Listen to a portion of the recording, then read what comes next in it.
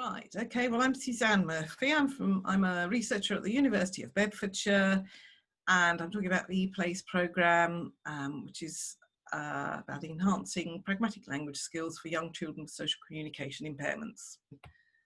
Okay, in brief, it's probably easier if I just tell you in brief what is ePlace, what does it do, what's it for.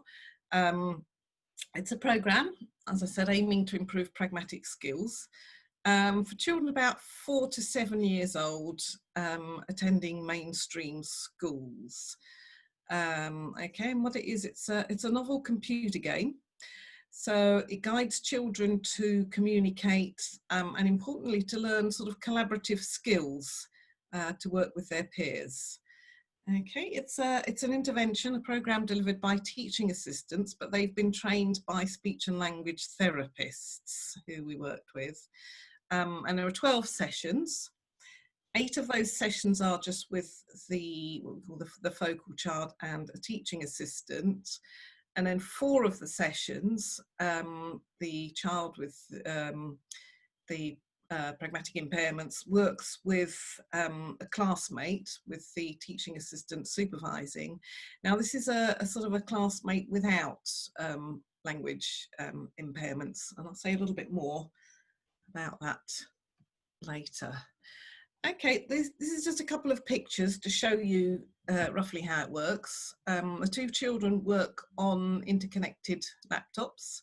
So the laptops talk to each other, if you like, so that they're both seeing the same thing on their screens.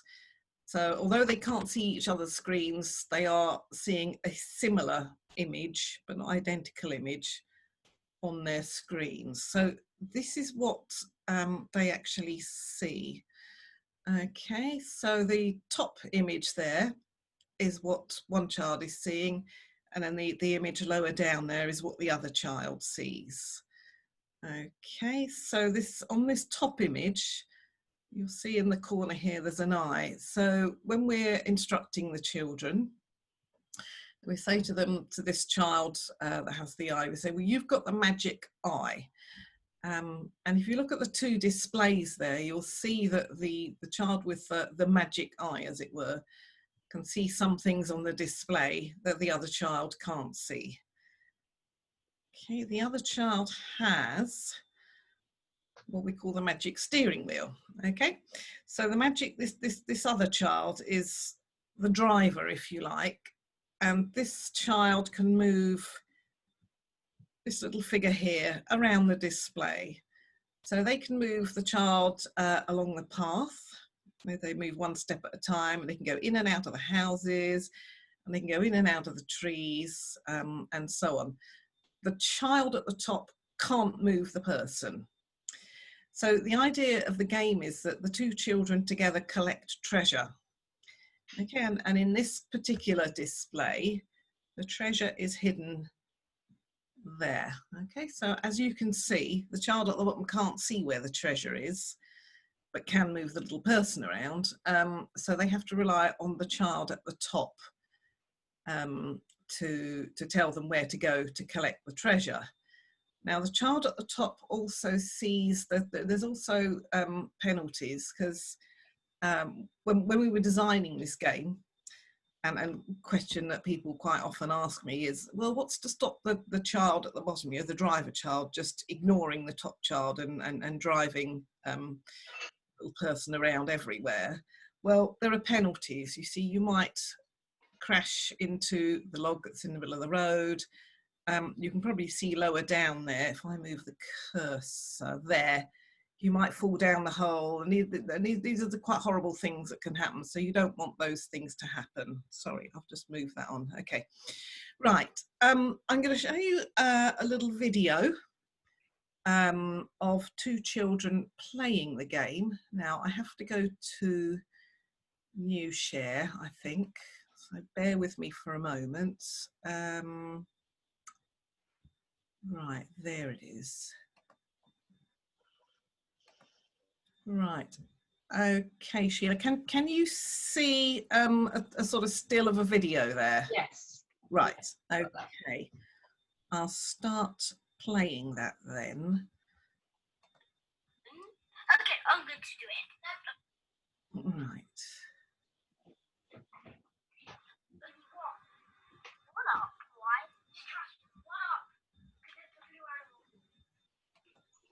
What up? Okay, you can just, pardon me, you can just see there, pardon me, on the video, the child with his back to us, he's the navigator, he's the one with the magic eye. He's giving instructions to the other boy who is moving the little figure around. And you can probably just about see on the child with his back to us, you can see the picture.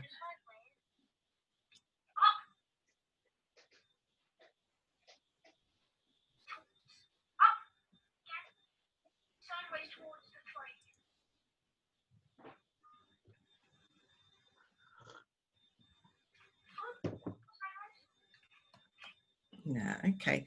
I'll just move that on a little bit and show you.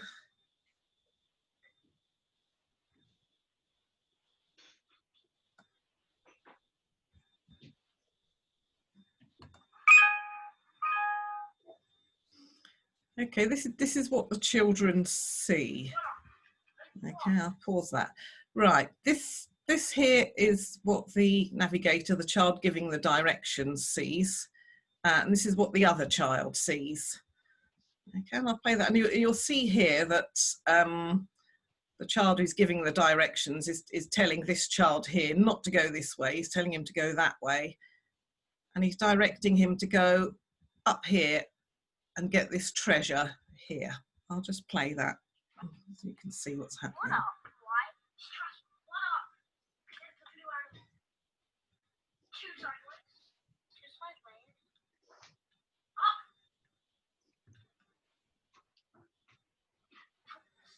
Up. Sideways towards the train.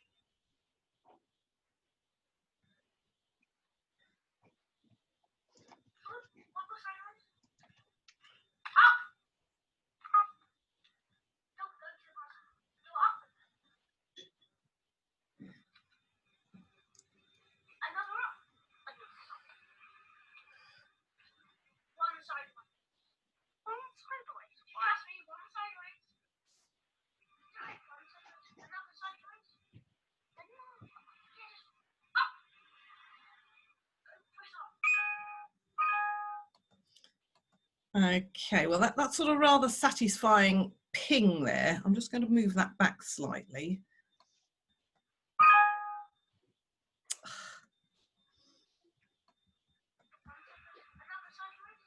Okay, the ping is when they get a treasure, and the emphasis is very much on the collaboration. So along here, they have their treasures stashed. These are all the treasures that the two children have collected between them. And the emphasis is very much that these are the treasures that you've collected together. Okay, so I will hopefully now get back to my presentation.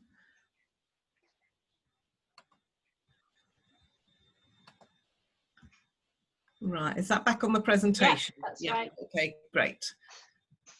Okay, so that's in some ways it's easier to demonstrate the game and describe it rather, because once people have seen it, they sort of understand it very much better than if I try to describe it. I'll say a little bit about how the game was informed. I mean, it's drawn on sort of three areas of research, really. Which are research on the collaborative learning, research on language therapy, and then research on sort of computer collaboration. Okay, well, I mean, there's quite a big literature out there on collaborative learning that shows that children in general, not necessarily just those with language disorders, can benefit from collaboration. It can provide them with different perspectives on a problem, which advances their thinking. So if two children are disagreeing, but collaborating, you know, rather than quarrelling over a problem and how to solve it, this can sort of advance their thinking quite a bit, because they're seeing somebody else's perspective. Also, another interesting finding is that collaborative learning can improve peer relations within a class, which is also quite an important finding. And I think the third point there is probably one that you'll all be familiar with, which is that children with any requiring any kind of learning support can become a bit isolated within the class. They tend to interact largely with teaching assistants, and a lot of the time that's sort of support, sort of behaviour management. But sort of people like Peter Blatchford and several others have done a lot of work on this, showing that that tends to result in as much as 50% less interaction with their peers or with the teacher. I mean, that's not to blame anyone for that, but it's a bit of an unfortunate sort of byproduct with the extra support that the children need. Okay, sort of the literature on language therapy then. There are quite some sort of language therapy programs out there. Kathy Adams, for example, rely on what you'd call metacognitive strategies. So, for example, explaining to a child how you might greet someone in a new situation, how you would do that and why you would do that. So they would need to think about that and understand that and then put that into practice. Whereas what we're doing here rather is setting the children up in a collaborative situation.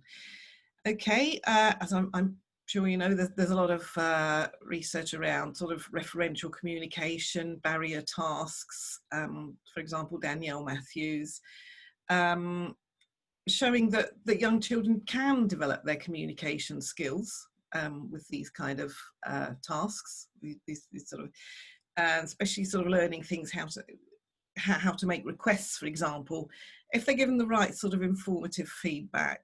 And I probably can't talk about this sort of area without mentioning Lego therapy, which has sort of many parallels, as you've probably already realised, with the game that we've devised. I mean, Lego therapy is a sort of non-technological intervention, again, very much aimed at improving communication and collaboration. And when we were trying out e-plays in schools, we did ask about this, and we found probably about 60% of our schools were using Lego therapy in one form or another. Okay, I mean, and that, if we think about Lego therapy and how that works, that does bring up the question of, you know, why go to the trouble of designing a computer game? There's quite a lot of advantages to using sort of non-technological games, either a barrier task or Lego therapy, and you don't have to worry about wires, you don't have to worry about finding a plug, and it fits nicely into your bag.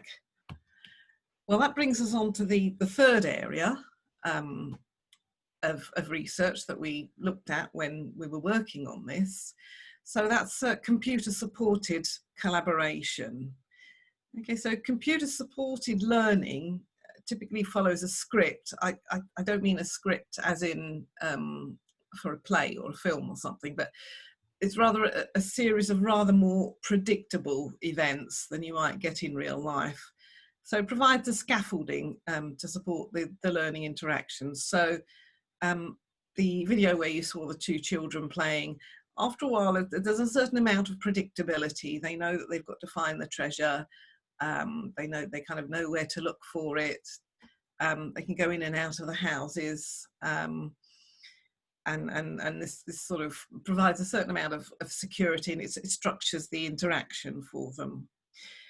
Okay, the game controls turn taking, which when we spoke to people who were using Lego therapy, it was saying, well, actually that's really good. That takes away quite a lot of the sort of behaviour management side of something like Lego therapy that the facilitating adult has to use. What the computer does, every few minutes, the children get a turn at being the driver or the navigator, and they swap over about every 5 minutes or so. And there's a new scene every time. So there's a new path, new houses. The video I showed you is sort of quite one of these sort of simpler levels. At the more advanced levels, you know, they can go into the castle, they can go down a trapdoor, they can come out on the roof, they can go down secret passages, and so on. So, well, that sort of covers the last point I've said there. But to a certain extent, you can get infinite variety and lots of bright colours and new animations and things to keep children interested. But also, it really emphasises the sort of perspective taking that you might need to do to think about, well, what questions do I need to ask the other child? What do I need to tell the other child? There's always a sort of a new perspective to be thinking about. Hi Suzanne, it's Abby here. Are you okay to sort of maybe about 5 minutes more? Is that all right? Oh, right, okay. Yes. We're coming to the end of our all right. Okay. Thanks. I think I've rambled on longer than I thought. Okay. Yeah, I mean, I'll very quickly run through development then. We spent about 6 months or so going through various cycles of testing and consultation and revision with children and teachers and speech and language therapists at Bedford schools. Right, we ran a small pilot study where we used the test of pragmatic skills, where we video recorded the sort of questions and statements that children were using, and the statements that the partners and the game, children were making and their partners were making about the game, and found, by comparison to a control group, and found that we had quite a very pleased to see quite a strong, significant difference on the test of pragmatic skills there. Okay, so that was our initial pilot study, which was great as far as it goes, but that was delivered by research assistants. So what we wanted to know was, could ePlays be delivered in schools nationally in real life? Okay, so this is something NIHR do quite commonly. They funded us to do a feasibility study. So this isn't actually testing whether we get significant differences and whether we get a result between the control group and the children not receiving, but it's looking at things like, can we recruit enough participants? Do the children, teachers, speech and language therapists like the game? Is it acceptable? Can they deliver it with sufficient fidelity? And are we using suitable measures? I'll run through those very quickly. Got a test of pragmatic skills, things like CCC2, and some quality of life measures. Okay, and we did some qualitative work, interviewing the speech and language therapists and teaching assistants, interviews with the children, and some observations. Okay, and the software automatically records how many sessions and how long they last in the game. Okay, so very quickly recruited 50 children here, 12 speech and language therapists, 14 schools. 37% of speech and language therapists responded to our invitation. 94% of parents responded to our invitation to participate. And when we originally proposed this to NIHR, they said, well, I don't know whether you can recruit partner children, but actually we had 100% take-up rate there. And we planned to recruit over 3 months. Unfortunately, it actually took us 7 months, so it always takes longer. Right, very quickly, these were some of the comments that we had from teaching assistants. So it was great. They were very positive about it. They were saying, well, the game's brilliant, it's fun. And we extended the license a further 6 months by popular demand from the schools, which was great. So, okay, that's some more. I mean, really, the only thing that people were requesting, we thought we'd made it quite complicated and sophisticated, but no, they wanted more. They wanted more games features, more sophisticated graphics, and so on. Okay, conclusion is we will be applying to NIHR now to do a full-scale national study, which is quite scary because it will be probably the biggest study I've ever done. And yeah, if anybody wants to be part of that, that would be great, because we've got to recruit. Well, we thought about 500 or 600, maybe about 300 children nationally. Very quickly, I have to say thank you to my fantastic team who worked with me there. Thank you for listening. Any questions? And I've just provided the references there. Okay, right. Fantastic. Thank you, Suzanne. Can everyone unmute mics and give a little applause, or put their applause up on the screen for Suzanne? Well done, team. It's so nice to be able to hear you. I imagine it's a bit of a silent void, a bit of a curious experience, not having the faces to look at. Lovely. Well, we had some lovely questions during there. If I can ask you some of those, would that be okay? Yes, of course, yes. So I'll start with the first one that came up. You may have answered some of these within, but it's always nice to, it always bears repeating if there's a bit of a query about it. Is the thinking that the children would then move on to engage with others after they've developed the skills on the game? Yes, actually, yes, very much so. I mean, one of the, as I didn't have time, but one of the sort of post tests that we did, if you like, was right. I'm trying to think. One of the questions that people quite commonly asked us was, well, how do you know that this is a skill that transfers to the classroom? And obviously the most obvious way of finding it out would be to do some classroom observation. But then that can be difficult, because you can't hang around, or at least I can't pay a research assistant to sort of wait all day on the off chance that they might be showing the right sort of behaviour. So we set up another little task for them, a building task, and videoed them doing that task to see whether the sort of skills that they'd learnt doing e-plays in fact transferred to a different kind of task. So the other sort of more anecdotal comment that we got was that we were quite surprised about. Quite a lot of the schools, I say, because this was a 4 to 7 year olds, say, oh, actually, we're kind of using it as a sort of introduction, and then they move on to Lego therapy. So they've kind of learned some of the skills, some of the turn taking, some of the question asking, and it prepares them for that. So okay, that's really helpful. Thank you. So that it seems like there's segues between the different approaches used. Yeah, so hopefully that's kind of answering it. So the other thing that was quite nice was that the partner children, who I say were children without language disorders, in the pilot study we interviewed, they were much more positive afterwards about working with the children with language disorders than they had been before also. So those are all positive outcomes encouraging. That we'll look at in more depth in a bigger study. And there was a couple of questions about the age range, but I think you've answered that, that you were targeting children 4 to 7, and that's the sort of typical range that you might anticipate that this is suitable for, or is there a broader age range that you might apply this with? Have you any thoughts about that? Yeah, actually we found 4-year-olds were perhaps a bit young, and they hadn't been in school very long, so I think going ahead we'll probably go for 5 to 7.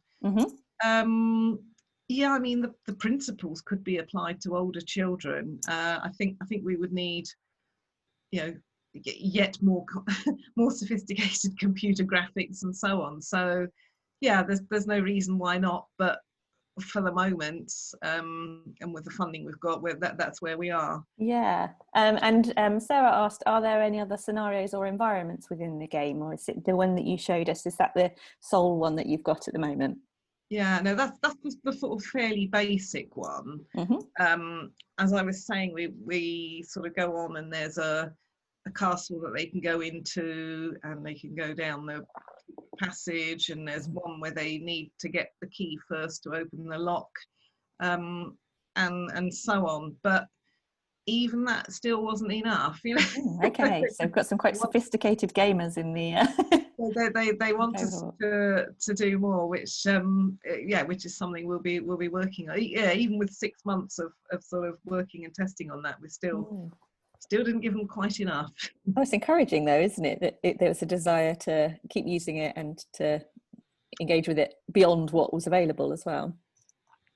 And then there's finally one question from Tabby, who says, what laptops or other technology is required by the schools? Actually, yeah, just straight basic laptop. You don't need anything. You could use a sort of PC.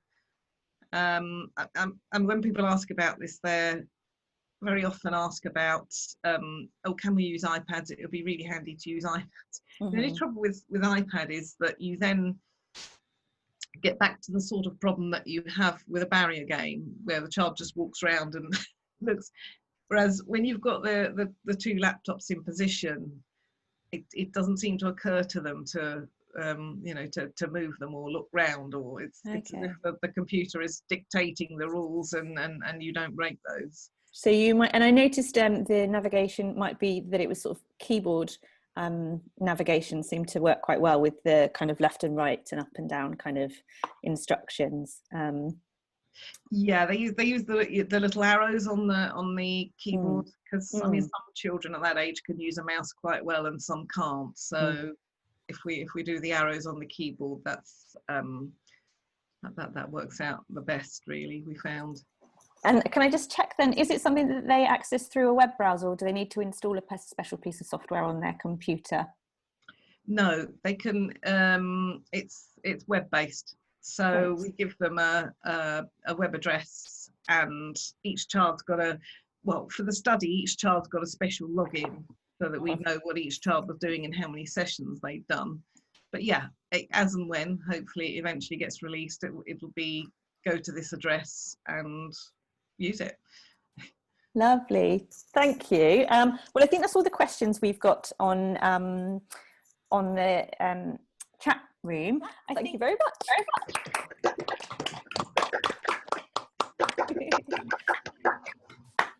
That's lovely. Thank you, Suzanne.